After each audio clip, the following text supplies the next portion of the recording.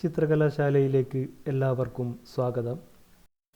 Frank റെയ്ലിയുടെ rhythm lines method ഉപയോഗിച്ച് മനുഷ്യ ശരീരം വരക്കുന്നതിനെ പറ്റിയാണ് ഇന്ന് നാം ഡിസ്കസ് ചെയ്യുന്നത്.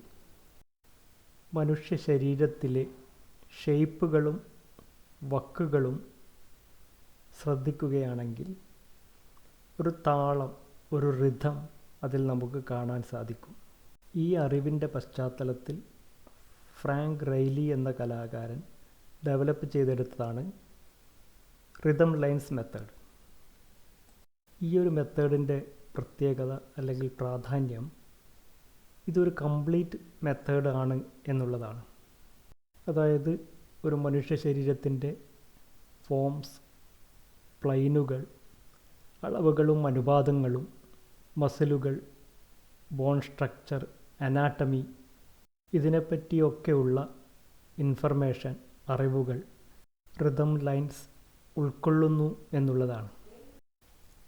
ബോൺ ലാൻഡ്മാർക്കുകളും മസിൽ ഗ്രൂപ്പുകളും ബേസ് ചെയ്തുകൊണ്ടുള്ളതാണ് റിതം ലൈനുകൾ എന്നുള്ളത് കൊണ്ട് തന്നെ ഇതുപയോഗിച്ച് വരക്കുന്ന ഹ്യൂമൻ ഫിഗറുകൾ അനാട്ടമിക്കലി കറക്റ്റായിരിക്കും.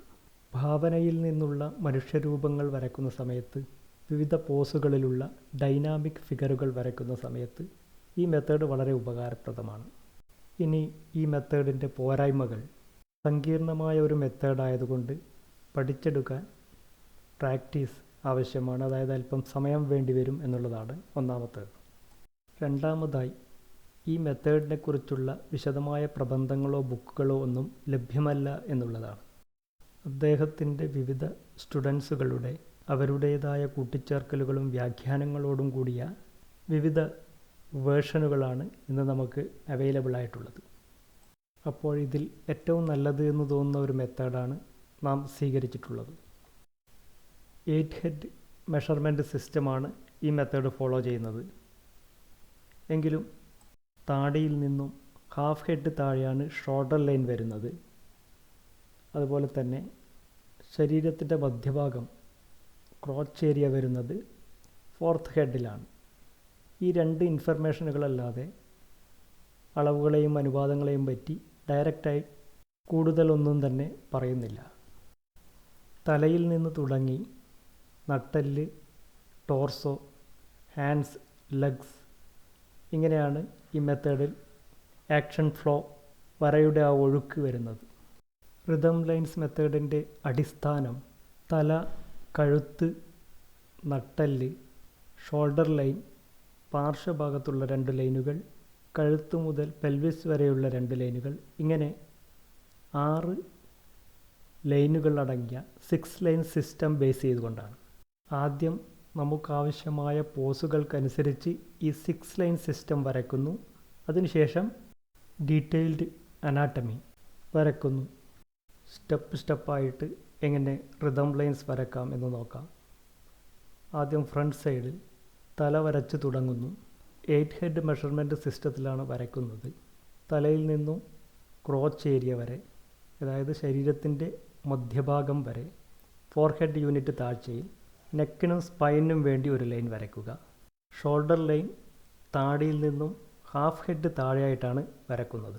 അതിനുശേഷം ചെസ്റ്റിൻ്റെ എഡ്ജ് ലൈൻ 2 വശത്തും ക്രോച്ച് ഏരിയ വരെ വരയ്ക്കുക. അടുത്തതായിട്ട് നെക്ക് ലൈൻ അരക്കെട്ടിൻ്റെ ഏറ്റവും വീതി കൂടിയ ഭാഗം വരെ താഴോട്ട് വരയ്ക്കുക.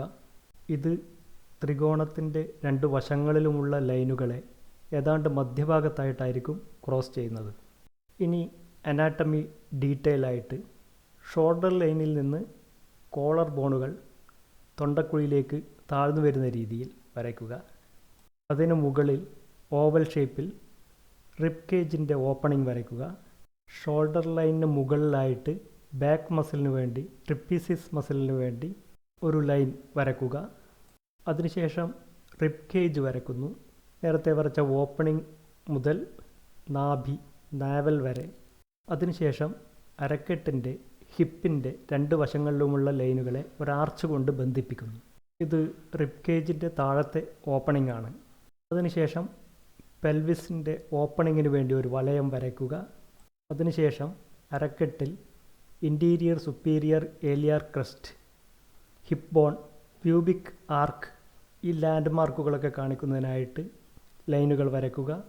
അടുത്തതായിട്ട് റിബ് കേജ് ഓപ്പണിങ്ങിന് അല്പം മുകളിലായിട്ട്, അതായത് താടിക്കും നാഭിക്കും മധ്യത്തിലായിട്ട് പെക്ക് ലൈൻ വരയ്ക്കുക. അതിന് മുകളിലായിട്ട്, അതായത് തൊണ്ടക്കുഴിക്കും പെക്ക് ലൈനിനും മധ്യത്തിലായിട്ട് ആംപിറ്റിന് വേണ്ടി ഒരു ലൈനും കൂടി വരയ്ക്കുക. അതിനുശേഷം ചെസ്റ്റ് മസിലുകൾക്ക് വേണ്ടിയുള്ള ലൈനുകൾ വരയ്ക്കുക. അതിനുശേഷം കൈകളുടെ ഒരു റഫ് ഔട്ട്ലൈൻ, മുട്ടിന് താഴെ ഒരു ബമ്പോട് കൂടി വരയ്ക്കുക. Deltoid, biceps, lower arm muscles, hand, thumb എന്നിവയ്ക്കൊക്കെ വേണ്ടിയുള്ള ലൈനുകൾ വരയ്ക്കുക. കാലിൻ്റെ ഒരു ഔട്ടർ ഷേപ്പ് വരയ്ക്കുക.